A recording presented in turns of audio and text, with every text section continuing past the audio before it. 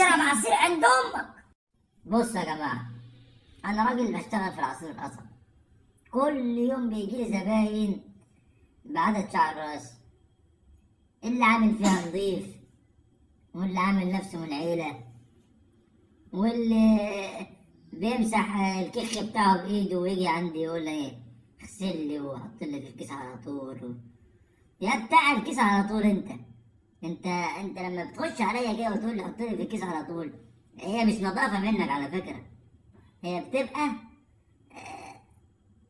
طمع شويه فيك.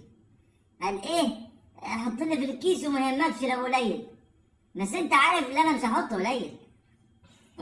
انت متاكد ان انا هزود لك؟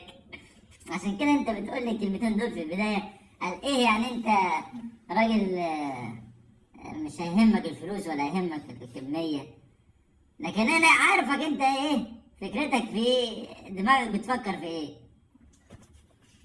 لما انت نضيف كده وعامل فيها معلم نضيف في كوبايه بلاستيك.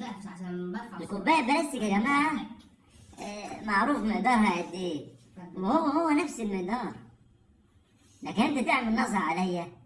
انت مش بتعمل نصح، انا عارفك اللي انت عارف فاهم دماغك ايه، بس انا ماشي مع هواك. ده اول ايه شخص اللي بيقول لك حطني في الكيس على طول.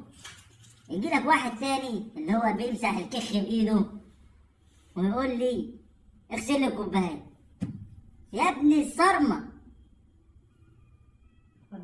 لما انت معفن وايدك كلها كخ اليعة بتاع الولد الصغير وبتاع كله اللي في البيت، وتقول لي اغسل لي الكوبايه يا معفن. دي يا جماعه قصتي مع الزباين المقرفين.